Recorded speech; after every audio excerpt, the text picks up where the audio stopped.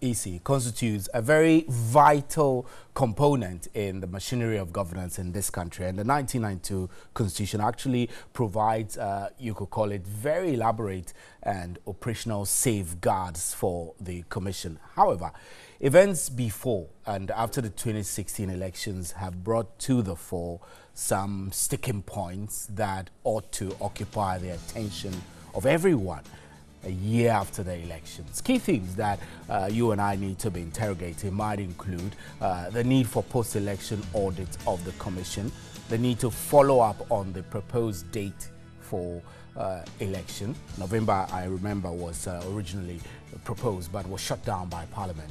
And then also the extent to which internal wrangling within the Commission is affecting its operation, whether the implementation of the 5-year development plan unveiled by the Commission in the lead up to the elections of 2016 could be hampered by the perceived disputes between the Commission chairperson and other commissioners. So we will be interrogating these issues and also more like figure out what are critical lessons that could be learned by stakeholders in the organization of elections in our country, particularly mindful of the controversies that characterize the appointments of the Electoral Commission. My name is Stephen Anti. This is Agenda. Welcome. We'll take a break, and when we return, I'll introduce my guests and we'll start with our discussion. Stay with us. Welcome. So this is Agenda, and this evening we're discussing the Electoral Commission post-election 2016, and I'll quickly introduce my guests for the show. I have with me to my immediate left Mr. Kwame Damoah, who is a former Chief Director of the Electoral Commission of Ghana. Welcome, sir. And then next to him, I have Dr. Franklin Odro. Dr. Franklin Odro is the Deputy Director of the CDD Ghana. And then we have Dr. Eric Odro Osai. Dr. Eric Odro Osai is an experienced governance expert, and his views are very popular on our platform. Gentlemen, welcome, and I'm grateful you could be here to discuss a critical topic of this nature. I'll begin with you, Mr. Damoah. Somebody who has been Chief Director of the Electoral Commission in the past, seeing how the Electoral Commission conducted this year's election. Possibly you've witnessed how they conducted previous elections as well. So, post-2016's election, would you say the EC, the Electoral Commission we have today, is in good health? Well, with the reports coming out, they are not in good health. In that, even amongst themselves, they cannot sit. Mistrust is very open, that everybody knows there's mistrust. And the Commission has to take collective decisions. And if there is total mistrust, it becomes very difficult to even firm any policy that they want to do. And that will, by all means, affect the staff also. Because where do you take your instructions from? Immediately you obey one instruction from a commission member, you'll be branded as belonging here or there. So the mistrust is really not bothering well for the performance of the commission. Dr. Eric Odro Osai, mistrust. The mistrust is making the EC look wobbly and sick. Is it a good description for a commission which has conducted successful elections in this country, though, and we require them to we require that they reform? But are they the mistrust among the ranks hurting the commission so badly that it makes it sick and wobbly? Thank you very much. Definitely, it has the potential of hurting the commission because you need them to work together in unison to achieve the common objective for which the commission was set up by the Electoral Commissions Act and the Constitution. The mandate given to them may not be achieved if we continue to experience what we are experiencing. So I want to agree with him, Mr. Damoah, that if there is mistrust, especially among the three key officers, the chairperson, the two deputies, and when you look at the Electoral Commissions Act, it is clear that the two are principally involved in the day-to-day management of the commission. The rest are basically board members. So if you have these three having some disagreements among themselves, then indirectly the organization is likely to suffer. More to the point, when in the Electoral Commissions Act and even in the Constitution, even if the chairperson is not available, you need one of these two deputies to chair a meeting. Here's the case that they don't see eye to eye with each other. So technically, when you look at all of this, it tells you that there's danger at the end of the tunnel. Until and unless we resolve these issues, we are likely to have or face some difficulties going into 2019 or 2020. Dr. Franklin Odro, do you see dangers at the end of the tunnel also? Thank you. Well, I will not depart from the earlier comments made by Mr. Damoy and Dr. Odro Osai. I think that there's a reason, there's a rationale why the Constitution provided for that 3-member leadership in terms of executive leadership. That they are supposed to be safeguards, you call them. Well, exactly. But it's supposed to be working together. You have the first among equals, so to speak, as the chairperson, the 2 deputies, 1 for finance, 1 for operations, and the 3 of them together in terms of day-to-day administration of the EC need to work together, need to sit together, need to discuss issues together. But if you have a situation where what we have come to witness in terms of allegations and counter-allegations and things that are already out in the public in the media and already being dealt with, I suppose, by the institutions that are required to do, then there's worry. As we speak, and I believe it's the same situation, that one of them is still on leave. So 2017 going to 2018, 2 years after elections, and we have an important institution that has its leadership appear to be in crisis, then there's cause for concern. So let me continue the discussion from your standpoint, though. I mean, if we look at the fact that there being reforms, the Commission started reforms prior to the 2016 elections, and we went into the elections with some of those reforms. Now, what would you say should be some of the key issues that should be engaging the Electoral Commission so that they seek to perhaps fast-track further reforms and seek to make these reforms impact positively on future elections in our country? Well, I mean, as someone who has followed elections in this country, at least from the 2000s, and there's something that I get worried with respect to our Electoral Commission of Ghana, in the sense that once elections are over, we tend to go to sleep until the election year. And you think the EC is sleeping now? Is this? I don't see anything different from what at least I've observed since 2000. They may be doing things internally, but the lack of communication to the public as to what is it that they are doing differently is a source of concern for many. That is why every election year we come back to discuss the same issues that we have been discussing before. Prior to the 2016 elections, at least, to my mind, there were at least 2 significant issues that this particular Electoral Commission faced that previous commissions have not really faced. One was series of litigations that came before the commission and had to deal with somehow. The second, which had been repeated in the past, but this time was huge in terms of the voter register. For some reason, and for our collective efforts, we managed to pass through the 2016. And the polling process itself was great. The post-immediate election, we had problems within tabulation and transmission of results. So one would have expected that after the election, the Electoral Commission will come. They do what they call their own internal audits every year, that I know. But what we don't know is that whenever they do that, they don't come to tell us as to what is it that we are going to do differently. What is it that we learned from this election that we are going to strengthen or continue? And what is it that didn't go well that we are going to do differently? The same situation that we find ourselves this year. 1 year after the elections, nothing has come from the Electoral Commission to tell us that, look, this is what we did well, this is what we didn't do well, and this is how we are going to deal with.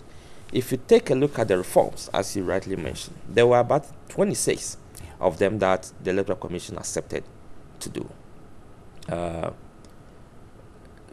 How well or how bad those processes were done, we don't know. Or how far they've gone, whether they were even done. Yeah. Well, at least for those of us who are observing and monitoring, we can do some analysis on that. But we do know that the proposal to have November as election day didn't work. What is it? What are they going to do about that? What are they going to do about the transmission that got? Are we still going to do electronic, or are we going to stick to manual? And these are things that you don't take 1 year, 6 months to address. And one would have thought that some kind of assessment, which I believe they have done, the public should be told that, look, this is what the 20 says, this is how far we did, these were the deficits, and this is how we are going to strengthen them. But we haven't. And we are going to have local government elections pretty soon. So there are concerns, and typically of Ghanaians and the way some of our institutions work, we are still going to wait until 2019 or 2018 or 2020 and rush through these concerns, and then there will be issues. Yeah, and then it increases and raises unnecessary tension for this country. Dr. Odrosane, I would like to bounce back to you before we come to Mr. Damoah again. You just raised the issue of district level elections, and I will add the anticipated referendum for the creation of new regions. Do you get the sense that the Electoral Commission needs to hurry through with reforms before these major events on its election calendar? Definitely, because as Franklin rightly said, they've not really done, if they've done it somewhere and we never heard, then so be it. But they've not really done post-election audit. I must commend CDD and CODEO for doing a very good work. They did pre and then post-election review, and they've made their findings heard. One thing that is interesting to me is that the Electoral Commission has a strategic plan that tells us that they want to deliver independent, world-class and trusted elections. The Electoral Commission undertook their own SWOT, and the SWOT identified that one of the risky areas is the negatively entrenched belief about the performance of the EC.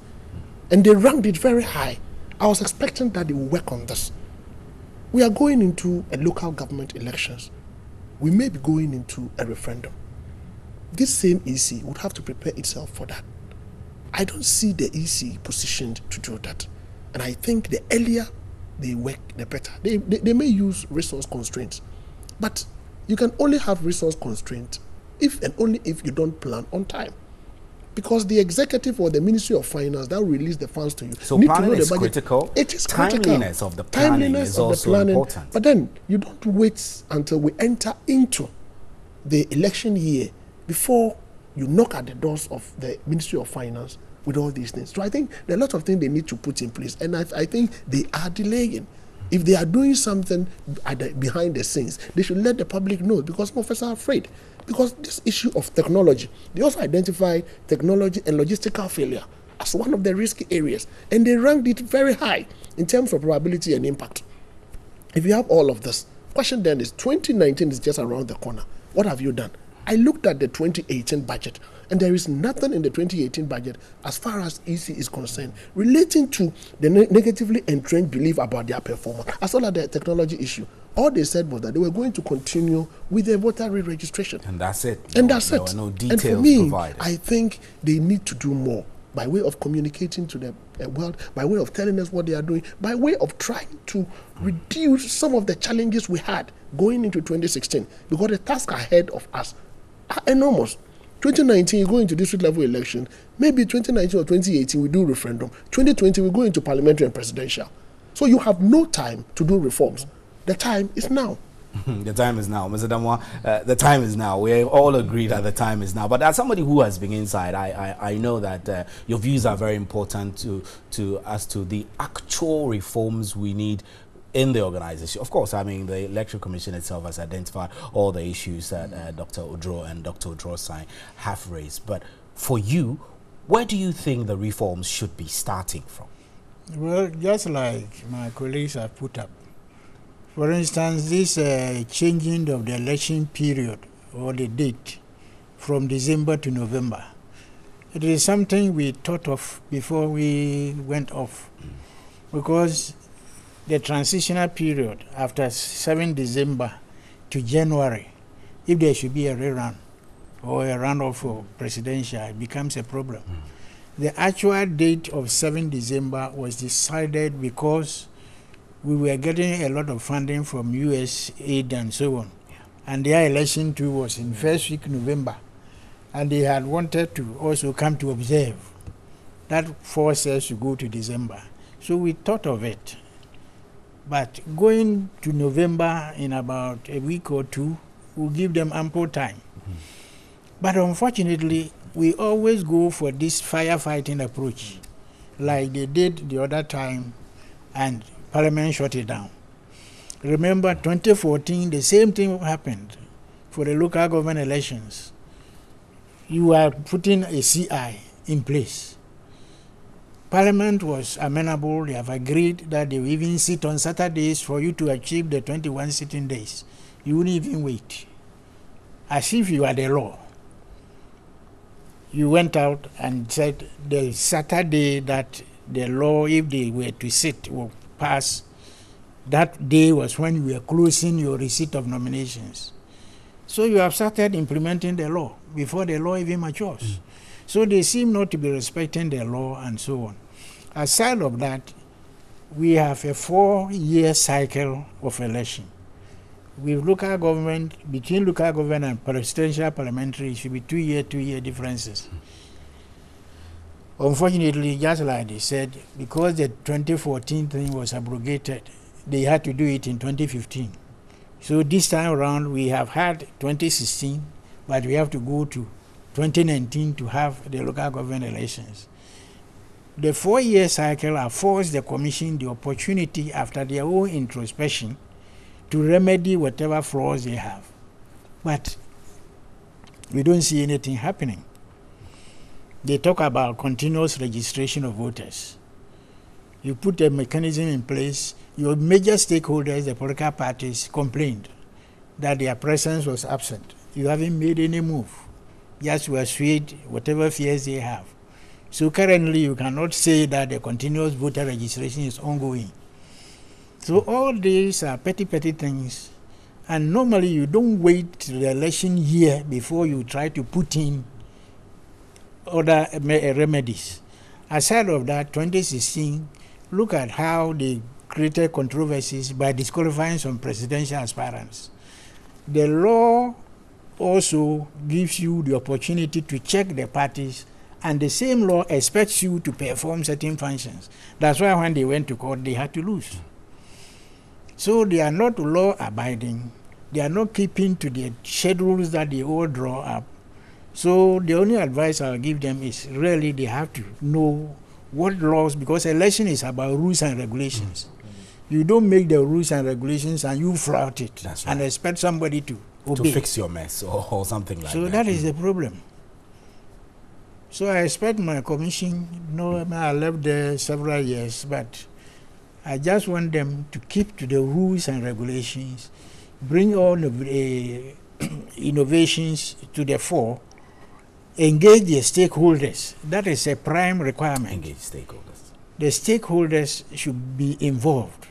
You see, normally when you consult somebody that this is my thinking. But are the stakeholders not part of the problem? I mean, the politicization of the issues, for example, have come about as a result of same stakeholders. No, you see, if you engage them from the beginning, they will share their views. And you get and to streamline you get to those know, views, and then you streamline and go along.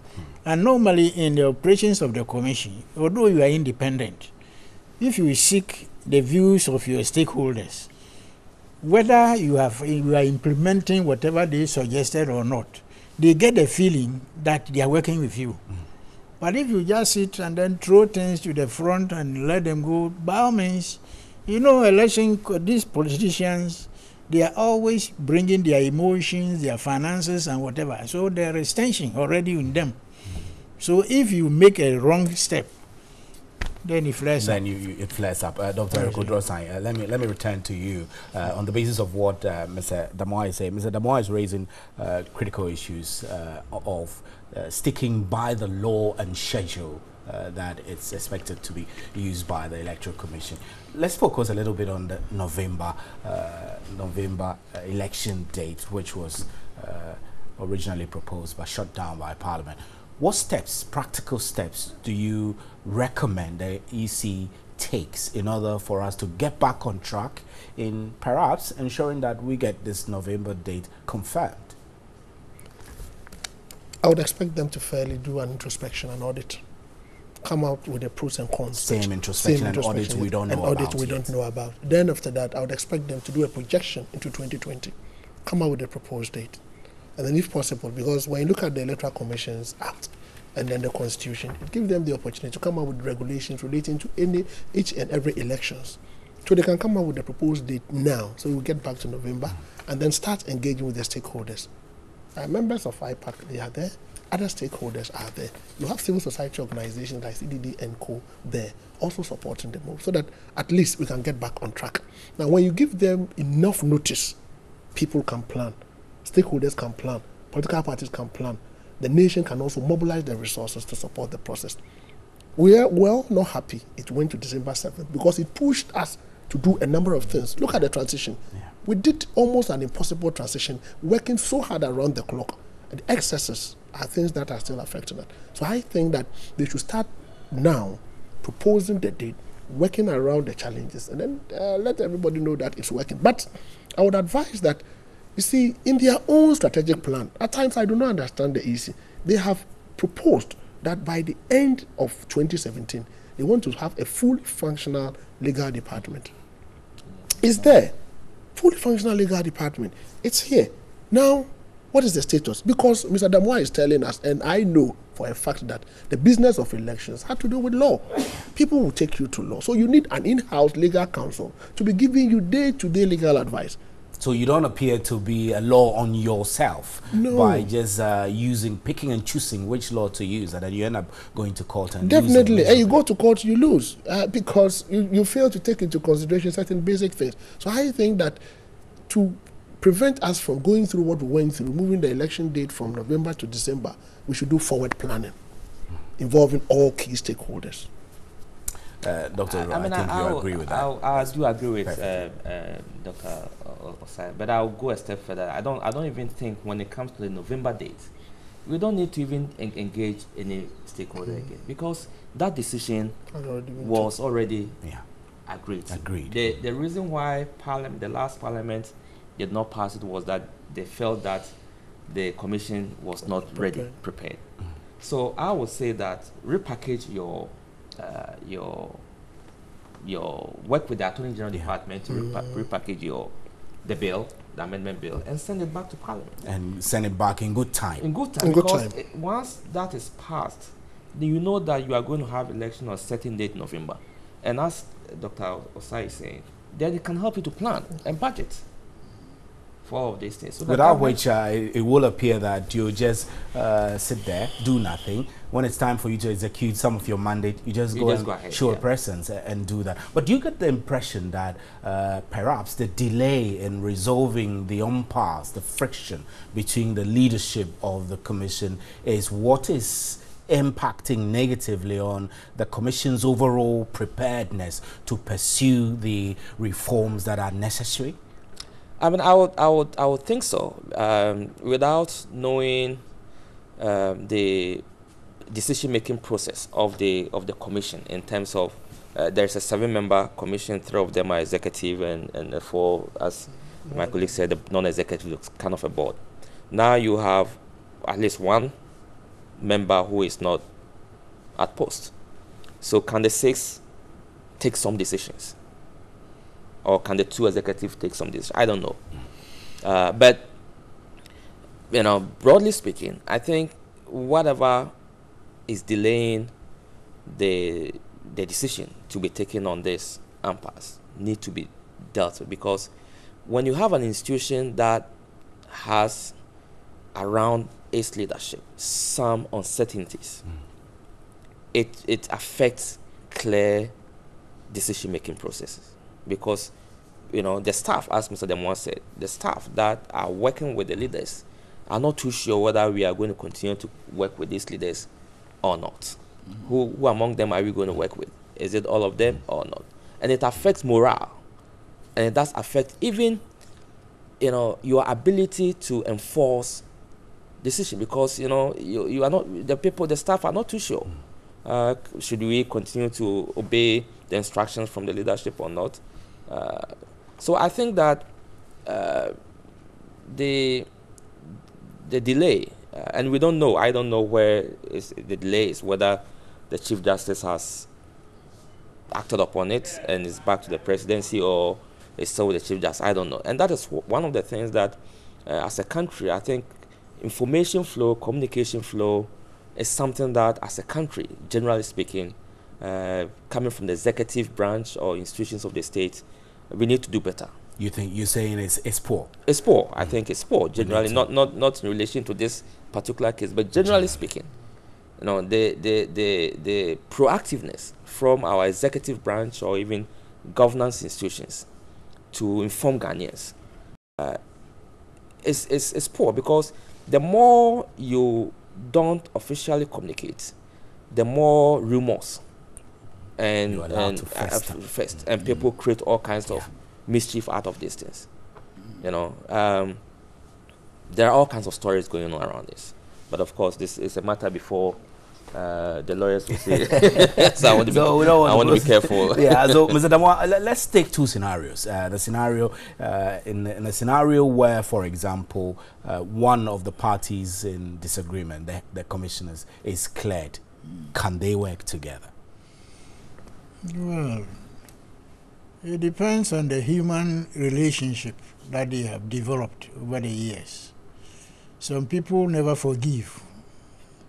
They say forgive and forget, but others will harbor it. You see, just like my brother said, the decision making at the commission level, according to the Act 451, says that quorum should be four. Yeah. And it should include either the chairman or one of the deputies to form a quorum of the commission to meet. So they can keep on working if one has been asked to proceed on leave or whatever the situation is. But we don't see it happening. Aside of that, since the impasse came into being, the four other members, those who are not in the executive position, they are resident in the commission. But if you look at Act 451, they are supposed to be board members who should be given allowances which will be determined by Parliament. But right now, they all have offices in the commission. They sit day to day, and you don't know really what they are doing. And since the impasse came to the fore, I haven't heard from any of them being mentioned out of the four. What does that tell you? It shows that they are either there causing financial loss or something. Or they're not supposed to be there, or they're just nonchalant. They don't care about anything. You see, these are some of the problems. Dr. Rikodrosa, that's a fair scenario. What about the scenario where the commissioner and the deputies are asked to step aside?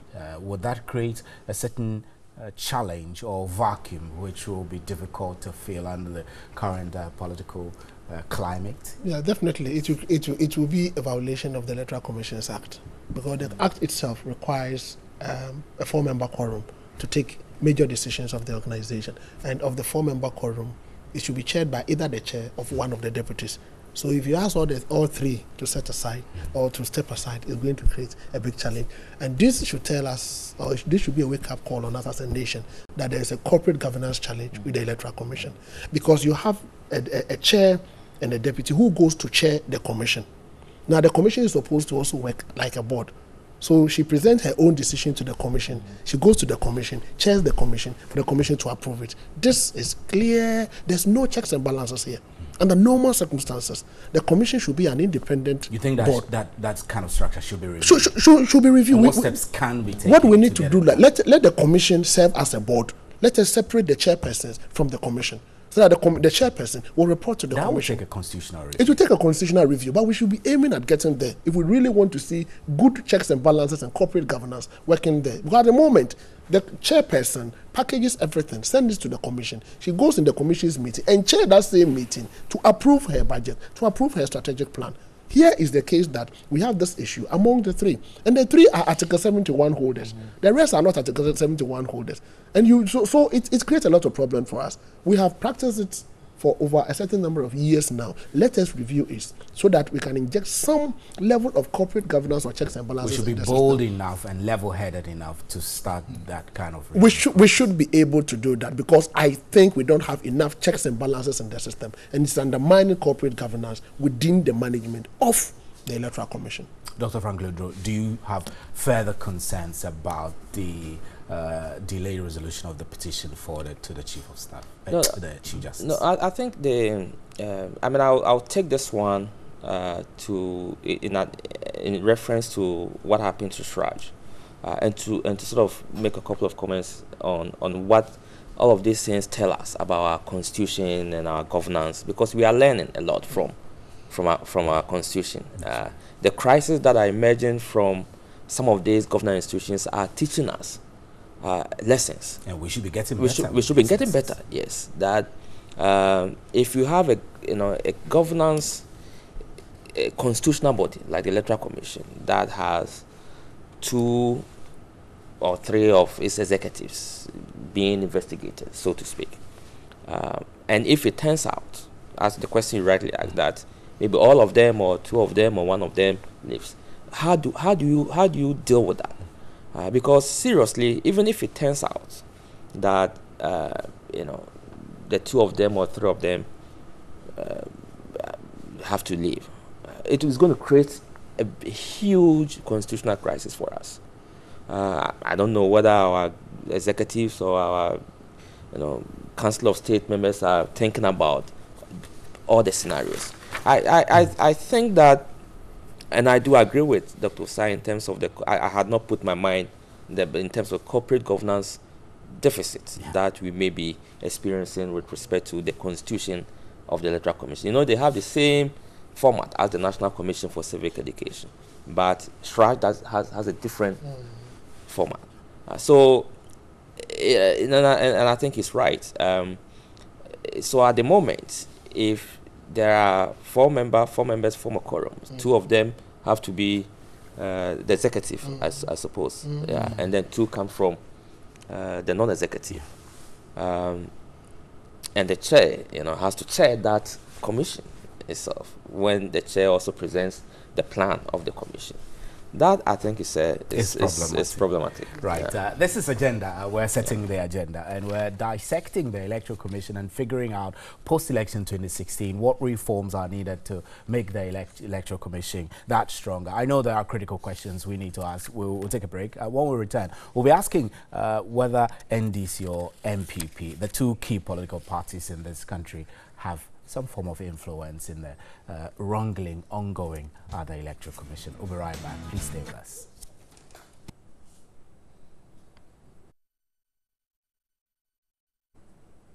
Welcome back to Agenda. We are discussing the Electoral Commission after 2016 election. We're asking whether the commission is in good health, and I have Dr. Eric Odrosai with me. I have Kwame Damoah Agyeman, who is a former chief director of the Electoral Commission, and Dr. Franklin Odro, all in the studio discussing this very important topic. But before we continue with our discussion, in light of developments at Kumasi Academy, where there were 4 deaths recently, there have also been the death among a second-year student, I beg your pardon, at the Kufuria Technical Institute, SHS. These have prompted public health concerns, and we want to just devote some 5 minutes of it to help examine some of the measures that are being implemented to safeguard the public health. Dr. Bedru Sarkodie is Director of Public Health of the Ghana Health Service. He's joining us on the telephone lines now for us to quickly run through some few minutes on some of these issues. Good evening, sir. Thank you very much. I know the Kumasi Academy scare is with us. We're all worried, especially there have been questions asked of the president going to the place for the Kumaka 60th anniversary, whether he's safe enough, whether that does not expose the weaknesses of our surveillance systems and prevention measures. From where you stand, I know that you are a very important, you have a very important viewpoint on this issue. Can you tell us, from the standpoint of the Ghana Health Service, whether we should be worried or not?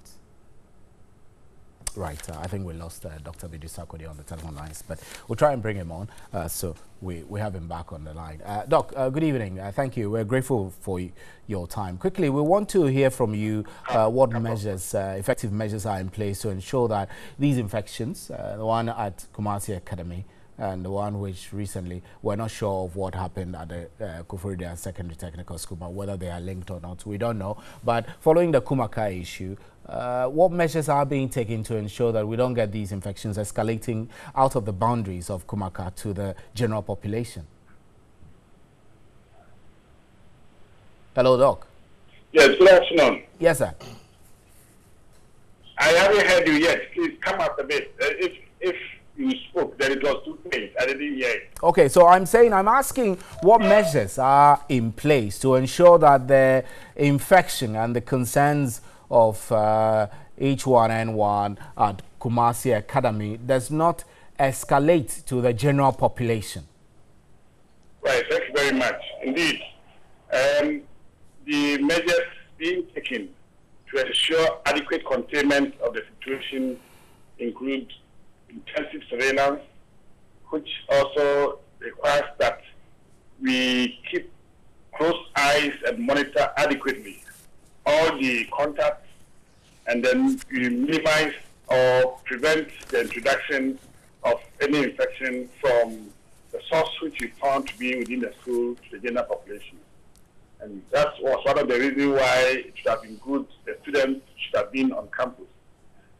Having sent some of them home, what we need to do is to make sure that those that are home, if they before ill, then quickly it has to be investigated, and if it happens to be one of those conditions, it happens to be the same condition, which is the person getting the disease, then we quickly put some isolated measures to take the person off and then contain the situation and make sure the people that are around don't get the disease from that. Right. Dr. Bidu Sarkodie, we're grateful for the short time with us. Thank you very much. Gentlemen, let's get back to our discussions on the Electoral Commission. I'll come to you, Mr. Damoah. This probe to the EG chairperson's impeachment and the probe by the Yoko and all of that, should we be worried that the process is actually creating a bad reputation for our democracy generally? Or we should just allow the due process to conclude? Well, the due process should be concluded. But even the start of the process casts a slur on the integrity of the commission itself. You know, people, as I said earlier, trust. Always we talk about integrity. And integrity doesn't just come out of the DC. Wherever there's a perception that wrongdoing is going on, you should take it very serious, because perception is as real as is the same as the reality. So they shouldn't let anything cloud the commission. So one thing, I would rather urge the legal whatever to be processed quickly, so that we leave that phase and move on. And get on with the reforms that are needed to get the commission. Aside of that, the commission always, as I said, will be relying on the firefighting approach. In election administration, the provisions are there that end of nomination and the election day shall not be more than 90 days or less than 30 days. And most of them, because they want the firefighting, they rather prefer to take the 30 days. And they crowd everything to that point, whereas when there's some failure, then you can't remedy. So timing is very key in election administration. Perception should be put aside quickly. So that the commission can move forward. Dr. Eric Odrosai, I'm coming to you again. I know that the issue I raised about NDC and NPP might be a bit too entrenched, but do you get the sense that political interference, or perhaps the agitations from political parties, actually find their way into the Electoral Commission such a way that it is influencing the wrangling we're seeing? Well, I don't have the evidence to suggest that, but since political parties are key stakeholders in the electoral process in Ghana, why not? It may have an influence in that, or it may be a factor. But we should not also forget the fact that Electoral Commission is also one of the state institutions. They owe the people of Ghana the rights to also, or the opportunity to give us account, or to show accountability, or account for the funds we give to them. So even though the law makes them independent, they are not independent in terms of putting them under scrutiny. So yes, they may be political influence, or they may be the political parties factor, but I think we should disabuse our mind of that and concentrate on the Electoral Commission as an institution given mandate to perform with resources. They have to account and ensure that they have done the right things, because the fact that you are independent does not imply that you will be independent in the utilization of funds without accounting. So I am of the view that we should allow due process to be followed. However, we have to fast track the process, because it has the potential of affecting us, especially looking into the future, the number of elections we have ahead of us, and the fact that we want to ensure that each and every election is very sacrosanct. Aside from that, let us also understand that managing elections and democracy is a learning curve. It's a learning process. We learn by the day. So each election should give us one lesson or the other, and that should inform how we improve the next elections. If we are not learning, then we are in trouble. So I think the earlier we resolve this impasse, the better, and ensure that we move faster on the learning curve. Dr. Dro, he raised a very important question, lessons to improve on future elections. So tell me, from where you stand, what do you think should be the lessons post-2016 elections that we must all learn in order to improve our future elections? I think for me, one of the things that manifested strongly prior to the December elections, and something that we need to learn, is the point that Mr. Damoah keeps making in terms of the legal function of the commission. I think that the series of litigations that the Electoral Commission had to deal with is an indicative that it is critical that the legal department that its own strategic plan says it should set up should be in place, because the Electoral Commission has to be ahead of parties. You asked a question with political parties have interest. They have selfish interest how the commission is constituted or how commission runs, because and justifiably so. Justifiably so, because they have been reasonable. Yeah. So it is for you, the election management body, to stay ahead and anticipate what mischief parties or individuals can take. And that's why I think one of the greatest lessons from 2016 is to set up and strengthen the legal unit of the Electoral Commission. And so that we don't repeat the same kind of, because it's not healthy that even if you have 7 days going to election, then you still have illegal issues pending. So I think it's one of the biggest lessons for me. Of course, we can talk of the results, tabulation, transmission, the fiasco that happened, and all of those things. But these are things that are repetitive. These are things that we keep talking about, and we can deal with that. But the biggest lesson for me is the legal issues that I think, because it's becoming too many. In the local government elections, we lost close to 100 million cities when the Supreme Court cancelled the March 3rd 2015 elections, and we had to find money again to prepare again. And you can avoid that if you stay ahead.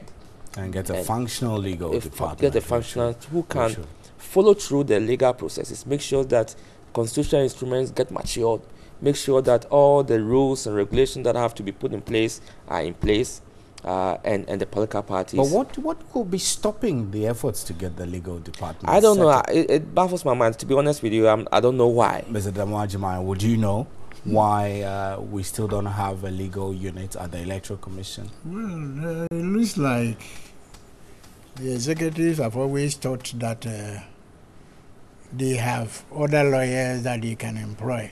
Because during my time, a young man who was a staff went to the law school, came out, and he was told that we don't have the legal department, so he should find his way out. And he did. And he had to leave. He has developed from the grassroots to that status. He just left. Aside of that, the budgeting should be all-encompassing. Remember 2016, after the elections, there were a whole lot of talk about some of the polling staff not being paid and all those things. This boils down to interaction with one of our stakeholders, the executive. Because budget for everything, you don't just sit in the commission budget and wait that come tomorrow, when I go, the money will be there, they'll give it to me. There should be constant interaction between Minister of Finance and the Commission. As we said earlier, with these ongoing things like the impending district assembly elections, the possibility of a referendum being conducted on the creation of all these things will involve money. And by now, you should have advised the government as to what you expect as your expenditure. They wouldn't release the money immediately, but they will plan towards it. But you don't wait until the wee hour that you go in, you want the money. It won't come. So timing, planning, proper planning, timing, and respecting legalities and so on will help. Dr. Eric Odrosa, I know Dr. Odro mentioned the issue of poor communication generally among state institutions. I must say that the EC during the before and during the 2016 election did pretty well with being forthwith with communication and all of that. But do you get the sense that the EC also needs to improve communication within the commission and way forward? I agree. I think internal communication is important. The EC needs a revised communication strategy. And this communication strategy must not only be internal, external as well. Because, for instance, when you look at Section 14 of the Political Parties Act, political parties are expected within 21 days into an election to submit to the Commission statements of assets and liabilities. After 6 months after a general election in which they have participated, which should have ended on 30th June, they should have also submitted statement of accounts to the EC. Now the EC, whether they have taken steps to collect all these documents or not, I do not know. They will wait when we are going into an election, then they ask for these documents. So I think communication is important. They should come up with a communication strategy that would help both their internal and external publics to understand the operations of ECs. And then they should not also wait for people to put them under pressure before they put information out there. Because if you keep information away from people, you give them the opportunity to script the agenda. Because they want to know what is happening to the EC. So they should be open, they should be transparent, they should try as much as possible to give out information. It's not enough to put it on your website. But I must commend them. Certified results of the 2016 elections is on their website. But not the polling station result. But not the polling station result. This is very good. But they could have done better. How many people would have access to internet to go to their site? So I think they should improve their communication, and they will be a perfect world-class electoral commission that they want to be. Dr. Drosan, your closing remark, way forward. Now, I just wanted to add that it's one of the reforms that the commission accepted to do was to make available polling station results. As we speak now, that data is not available. But I agree with you. I think they've put the regional and constituency data, but not the polling station results. And I think, for me, as a researcher, I'm eagerly waiting for when they're going to put that there. But I think, going forward, even if decision around the impeachment or allegations is yet to come, if the law, the Electoral Commission law, allows for a 4-member quorum to meet, I think we should be seeing some action from the commission, because they can do it. You know, 'cause there are 2 executives and 4 non-executives. They should be able to meet and let Ghanaians know what they've learned from the 2016 elections, and going forward, what is it that they're going to do differently, and their plans for future elections. Right, Doc. Mr. Damwajima, your final closing remarks. No, well, they should always aim at cost-effective election conduct. They can't hide behind that notion that election is expensive, because the national kitty is serving several factors. So if you prepare your budget and you can justify it properly, you get the money and push your programs. Thank you very much, gentlemen. We're grateful for you making time. This has been Agenda. I'm Stephen Enti. There is more news, news on 3news.com, and please enjoy the rest of our programs. Good evening.